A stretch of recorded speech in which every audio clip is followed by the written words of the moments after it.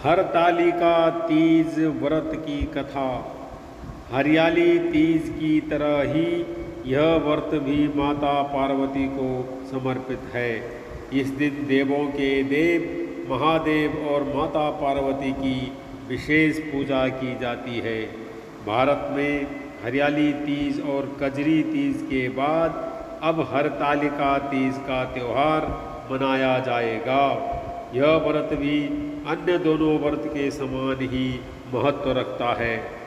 भाद्रपद माह की शुक्ल पक्ष की तृतीया तिथि को हरतालिका तीज का व्रत किया जाता है। हरतालिका तीज व्रत एक कठिन व्रत माना जाता है। इसमें महिलाएं निर्जला व्रत रखकर पति की लंबी उम्र के लिए कामना करती हैं। हरतालिका तीज की कहानी। हरतालिका तीज का पर्व भाद्रपद मास की शुक्ल पक्ष तृतीया को मनाया जाता है। हरियाली तीज और हरतालिका तीज के बीच लगभग 1 महीने का अंतर होता है। पौराणिक मान्यताओं के अनुसार देवी पार्वती ने मन ही मन भगवान शिव को अपना पति मान लिया था और वह हमेशा भगवान शिव की तपस्या में लीन रहती थी। एक दिन नारद जी वहाँ आए और देव ऋषि नारद ने माता शैलपुत्री को देखा। उनके पिता हिमालय ने देव ऋषि को अर्घ्यपाद्य आसन देकर सम्मान सहित बिठाया और कहा, हे मुनीश्वर, आपने यहाँ तक आने का कष्ट कैसे किया? कहें क्या आज्ञा है? नारद जी बोले, हे गिरिराज, मैं विष्णु भगवान का भेजा हुआ यहाँ आया हूँ। तुम मेरी बात सुनो। आप अपनी कन्या को उत्तम वर को दान करें। ब्रह्मा, इंद्र, शिव आदि देवताओं में विष्णु भगवान के समान कोई भी उत्तम नहीं है। इसलिए मेरे मत से आप अपनी कन्या का दान भगवान विष्णु को ही दें। हिमालय बोले, यदि भगवान वासुदेव स्वयं ही कन्या को ग्रहण करना चाहते हैं और इस कार्य के लिए ही आपका आगमन हुआ है, तो वह मेरे लिए गौरव की बात है। मैं अवश्य उन्हें ही दूंगा।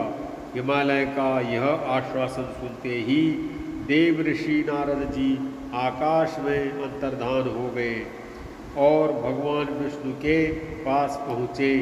नारद जी ने हाथ जोड़कर भगवान विष्णु से कहा, हे प्रभु, आपका विवाह कार्य निश्चित हो गया है।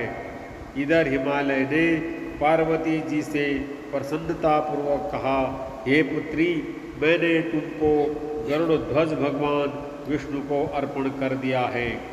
पिता के इन वाक्यों को सुनते ही पार्वती जी अपनी सहेली के घर गई और पृथ्वी पर गिरकर अत्यंत दुखी होकर विलाप करने लगी। उनको विलाप करते हुए देखकर सखी बोली, हे देवी, तुम किस कारण से दुखी हो? मुझे बताओ, मैं अवश्य ही तुम्हारी इच्छा पूरी करूंगी। पार्वती बोली, हे सखी, सुन, मेरी जो मन की अभिलाषा है सुनाती हूँ। मैं महादेव जी को वरण करना चाहती हूँ। मेरे इस कार्य को पिताजी ने बिगाड़ना चाहा है, इसलिए मैं निसंदेह इस शरीर का त्याग करूँगी। पार्वती के इन वचनों को सुनकर सखी ने कहा, हे देवी, जिस वन को तुम्हारे पिताजी ने न देखा हो, तुम वहाँ चली जाओ। यह देखकर पार्वती की सहेलियाँ उनका हरण करके उन्हें गहरे जंगलों में ले गई। हरित का अर्थ है हरण करना और तालिका अर्थात सखी, इसलिए इस व्रत को हरितालिका तीज कहा जाता है, क्योंकि पार्वती के पिता उनका विवाह भगवान विष्णु के साथ करना चाहते थे और माता पार्वती इसके लिए तैयार नहीं थी। पार्वती ने जंगलों में अपनी तपस्या जारी रखी। पिता हिमालय ने पार्वती जी को घर पर न पाकर सोचा कि मेरी पुत्री को कोई देव, दानव अथवा किन्नर हरण करके ले गया है। मैंने नारद जी को वचन दिया था कि मैं पुत्री का भगवान विष्णु के साथ वरण करूँगा।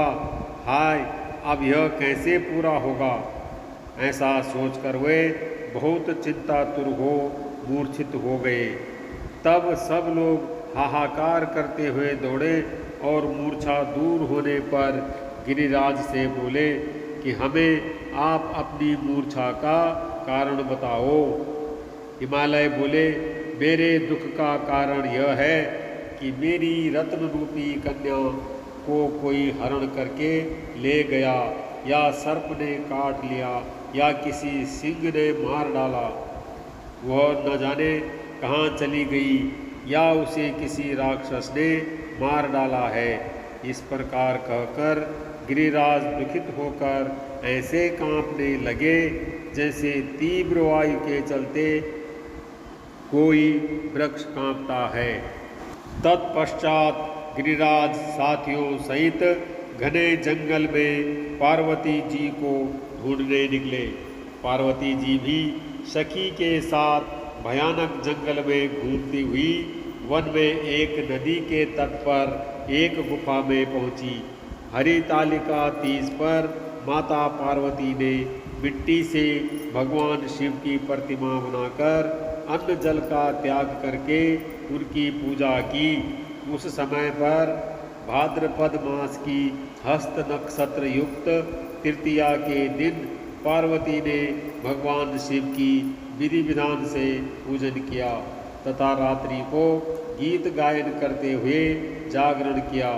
उस महाव्रत के प्रभाव से शिव जी का आसन डोलने लगा। माता पार्वती की पूजा से भगवान शिव प्रसन्न हुए। उन्होंने दर्शन कर माता पार्वती को विवाह करने का वचन दिया। इतने में पार्वती जी के पिता हिमवान भी उन्हें ढूंढते ढूंढते उसी घने वन में आ पहुँचे। उस समय उन्होंने नदी के तट पर 2 कन्याओं को देखा तो ये उनके पास आ गए और पार्वती जी को हृदय से लगाकर रोने लगे। बोले, बेटी, तुम इस सिंह व्याघ्रादि युक्त घने जंगल में क्यों चली आई? माता ने कहा, हे पिता, मैंने पहले ही अपना शरीर शंकर को समर्पित कर दिया था, लेकिन आपने नारद जी को कुछ और बोल दिया, इसलिए मैं महल से चली आई। ऐसा सुनकर हिमवान ने कहा कि मैं तुम्हारी इच्छा के विरुद्ध यह कार्य नहीं करूँगा। तब वे उन्हें लेकर घर को आए और माता पार्वती का विवाह भगवान शिव के साथ कर दिया। इस तरह सौभाग्य की इच्छा रखने वाली महिलाओं को यह व्रत पूरे विधि विधान के साथ करना चाहिए और माता पार्वती और शिव जी से प्रार्थना करनी चाहिए कि कल्याण स्वरूप माता पार्वती, हम तुम्हें नमस्कार करते हैं। भगवान शंकर को सदैव नमस्कार करते हैं। हे ब्रह्म रूपणी जगत का पालन करने वाली माँ, आपको नमस्कार है। ये सिंहवाहिनी, मैं सांसारिक भय से व्याकुल हूँ, तुम मेरी रक्षा करो। हे महेश्वरी, मैंने इसी अभिलाषा से आपका पूजन किया है। हे पार्वती माता, आप मेरे ऊपर प्रसन्न होकर मुझे सुख और सौभाग्य प्रदान कीजिए। इस प्रकार के शब्दों द्वारा उमा सहित शंकर जी का पूजन करें। महिलाएं पति की लंबी उम्र के लिए व्रत करती हैं। साथ ही यह व्रत सुखी वैवाहिक जीवन और संतान की प्राप्ति के लिए किया जाता है। वहीं कुंवारी कन्याओं द्वारा भी यह व्रत सुयोग्य वर की प्राप्ति के लिए किया जाता है।